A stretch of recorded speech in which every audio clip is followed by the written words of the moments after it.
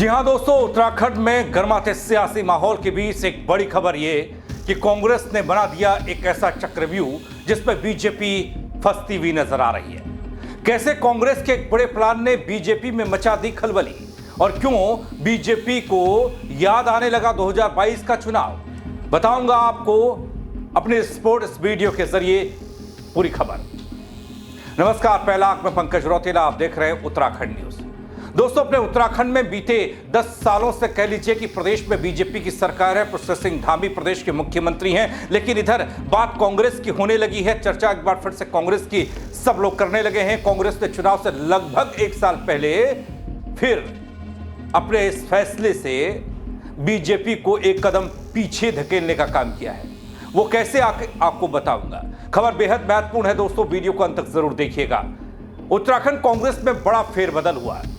Mission 2027 को ध्यान में रखकर पार्टी ने संगठन में नया संतुलन साधने की कोशिश की है।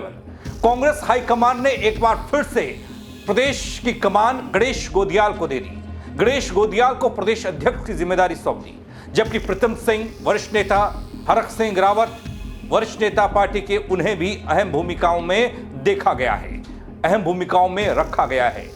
नए बदलाव के साथ दोस्तों पार्टी ने साफ कर दिया कि आने वाले चुनाव में कांग्रेस पूरी मजबूती के साथ और एकजुटता के साथ मैदान में उतरने को तैयार है। लेकिन सवाल तो ये, क्या ये बदलाव कांग्रेस के लिए वो कमाल कर पाएगा, कमाल कर कमल को पीछे छोड़ पाएगा? ये तो वक्त बताएगा। लेकिन इस फैसले से कांग्रेस वाले गदगद हैं। बिल्कुल, मैं कांग्रेस हाईकमान का, आदरणीय हमारे राष्ट्रीय अध्यक्ष खड़गे जी का, आदरणीय राहुल जी का, आदरणीय वेणुगोपाल जी का, आदरणीय शैलजा जी का और हमारे जो सेक्रेटरीज हैं, जो सह सचिव हैं, सह प्रभारी हैं, उन सब का मैं और स्टेट लीडरशिप का मैं धन्यवाद ज्ञापित करता हूं कि उन्होंने विश्वास फिर व्यक्त किया और सभी को, जो हमारे निवर्तमान अध्यक्ष हैं उनको भी एकोमोडेट किया राष्ट्रीय स्तर पर। प्रीतम सिंह जी को भी बहुत बहुत बधाई कि वो कैंपेनिंग कमेटी के चेयरमैन बने, हरक सिंह जी मैनेजमेंट कमेटी के चेयरमैन बने। तो सबको बधाई और एक संतुलित टीम के साथ हम लोग आगे आने वाले चुनाव में जाएंगे। हमारे पास अभी समय है कि हम प्रदेश की जनता के पास अपने निवेदन को लेकर घर घर तक पहुँचें। मेरा ये प्रयास रहेगा कि हम सब लोग मिलकर प्रदेश की आकांक्षा के अनुरूप इस तानाशाही और भ्रष्टाचार में लिप्त सरकार को जड़ से उखाड़ फेंकें और यहाँ पर कानून का राज स्थापित करें। दोस्तों, तो उत्तराखंड की राजनीति में कांग्रेस ने एक बार फिर से ये बड़ा दांव खेला है। गणेश गोदियाल को आपने सुना, वो बड़ी सहजता के साथ स्वीकार कर रहे हैं कि प्रदेश के कप्तान के तौर पर वो आगे किस तरह से कांग्रेस को ले जाने वाले हैं। आगामी विधानसभा चुनाव से पहले पार्टी ने संगठन में व्यापक फेरबदल करते हुए गणेश गोदियाल को दूसरी बार प्रदेश अध्यक्ष की जिम्मेदारी सौंपी है। दोस्तों, ये फैसला कांग्रेस हाईकमान की ओर से ऐसे समय में लिया गया या ऐसे समय में आया जब प्रदेश में पार्टी को फिर से मजबूत आधार तैयार करने की जरूरत महसूस होने लगी थी। कांग्रेस ने यह साफ कर दिया कि 2027 के विधानसभा चुनाव की तैयारियां अब मिशन मोड में चलने वाली। संगठन को मजबूती देने और कार्यकर्ताओं में नया जोश भरने का यह कदम कांग्रेस का कितना कारगर साबित होगा, यह तो वक्त बताएगा। लेकिन इससे पहले आकलन इस बात का, विश्लेषण इस बात का कि कांग्रेस का यह नया प्लान क्या कहता है। कार्यकर्ताओं में नया जोश भरने के उद्देश्य से प्रदेश कांग्रेस के कई अहम पदों पर नए चेहरों को जगह दे दी गई। प्रदेश के पूर्व मुख्यमंत्री हरीश रावत इस वक्त मौजूद थे। उन्होंने बयान दिया, उनका भी यह कहना कि गणेश गोदियाल के नेतृत्व में पार्टी मजबूत होगी। बहुत बधाई, राज्य के लोगों को भी बधाई। एक बहुत अच्छी चैलेंजिंग विपक्ष ये लोग देने का प्रयास करेंगे। इससे राज्य की लोकतांत्रिक परंपराओं को भी शक्ति मिलेगी और जन आकांक्षाओं को भी शक्ति मिलेगी। बुनियादी बात तो जन आकांक्षाओं को शक्ति देने की है और मैं पार्टी लीडरशिप को भी बहुत धन्यवाद देना चाहता हूं। उन्होंने संगठन सृजन के मंथन से ये जो समन्वय रूपी अमृत निकला है वो उत्तराखंड कांग्रेस को दिया है, उत्तराखंड के कांग्रेसजनों को दिया है। और मुझे पूरा भरोसा है कि हमारे कांग्रेस के सभी भाई उस अमृत मंथन के से शक्ति लेकर के और गहराई से और मजबूती से और शक्ति के साथ पार्टी को ऊपर उठाएंगे। वहीं दोस्तों, कांग्रेस के इस चतुर्भुज प्लान पर नजर डालें तो गणेश गोदियाल को प्रदेश अध्यक्ष कांग्रेस ने बनाया, प्रीतम सिंह को प्रचार समिति का अध्यक्ष बनाया गया, हरक सिंह रावत को चुनाव प्रबंधन समिति का अध्यक्ष बनाया गया और प्रदेश के कांग्रेस के पूर्व अध्यक्ष करण मेहरा को कांग्रेस कार्य समिति में विशेष आमंत्रित सदस्य बनाया गया है। दोस्तों, फेरबदल केवल औपचारिक नहीं है ये, बल्कि इसके पीछे कांग्रेस की गहरी रणनीति है। संगठनात्मक संतुलन को साधने की कोशिश लगती है। पार्टी ने यह संदेश देने की कोशिश की कि उत्तराखंड में अब गुटबाजी कांग्रेस के अंदर नहीं है, बल्कि एकता के साथ कांग्रेस मैदान में उतरने को तैयार है। लेकिन क्या वो एकता चुनाव के बाद तक जारी रहेगी? कांग्रेस दिखाने में सफल रहेगी? क्या इस एकता को देखकर जनता कांग्रेस को वोट करेगी? दोस्तों, गणेश गोदियाल पहले भी प्रदेश कांग्रेस अध्यक्ष रह चुके हैं। अपने शांत, सरल और संगठनात्मक कौशल के कारण वे सभी गुटों में स्वीकार्य माने जाते हैं और यही वजह रही है कि हाईकमान ने एक बार फिर से उन पर भरोसा जताया होगा। लेकिन बीजेपी वाले अपने ही अंदाज में कांग्रेस पर तंज कस रहे हैं, क्योंकि पिछले 10 सालों से सत्ताविहीन कांग्रेस एक बार फिर से सत्ता में आने के लिए छटपटा रही है। मैं उत्तराखंड के मुख्य विपक्षी दल को बधाई देता हूं।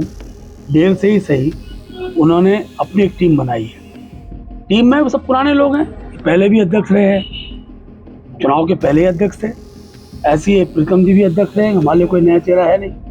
हाँ, हरक सिंह जी थोड़ा कांग्रेस में इस बार आए हैं तो उसकी हलचल जरूर कांग्रेस के अंदर दिखाई देगी। तीर लगा है और जो ये तीर लगा है ये कांग्रेस के किन लोगों पे लगा, हम सब लोग उससे विज्ञ है। इसलिए हमें कांग्रेस के संगठन से, पार्टी के कार्यक्रमों संगठनों को फर्क पड़ता नहीं। इतना जरूर अपेक्षा करेंगे। गणेश गोदियाल अध्यक्ष बने हैं तो अभी तक कांग्रेस जिस दिशा में चली है उससे थोड़ा अच्छी दिशा की ओर आए। प्रदेश सरकार विकास कार्यों की सराहना होनी चाहिए और अच्छे कामों का विरोध करने का जो सिलसिला कांग्रेस के अंदर अभी तक बना रहा, उसमें थोड़ा मुझे उम्मीद है कि कुछ ब्रेक लगेगा। लेकिन अगर गणेश जी ने भी उसी पटरी पर कांग्रेस चलाई जिस पटरी पर कांग्रेस पिछले 60 वर्षों से चली आ रही है, तो कांग्रेस हर्ष इससे भी बुरा होगा।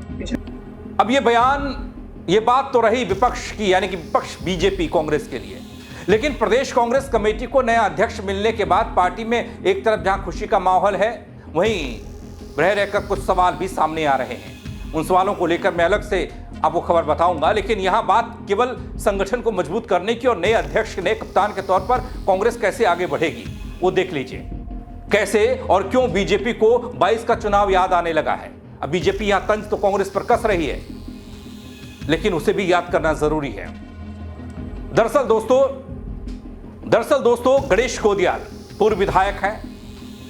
2021 में प्रदेश कांग्रेस कमेटी के अध्यक्ष नियुक्त किए गए थे और उसके बाद 2022 का विधानसभा चुनाव आया। 2022 विधानसभा चुनाव हुआ, जहां चुनाव से पहले कांग्रेस की सत्ता में वापसी की बातें खूब हो रही थी, चर्चा हो रही थी, बीजेपी वाले असहज में थे। लेकिन तब प्रदेश कांग्रेस की कमान इन्हीं गणेश गोदियाल के कंधों पर थी। लेकिन कांग्रेस की कुछ खामियों की वजह से, वो खामियां आने की वजह से सत्ता में आती आती कांग्रेस चुनाव परिणाम आने के बाद पिछड़ गई।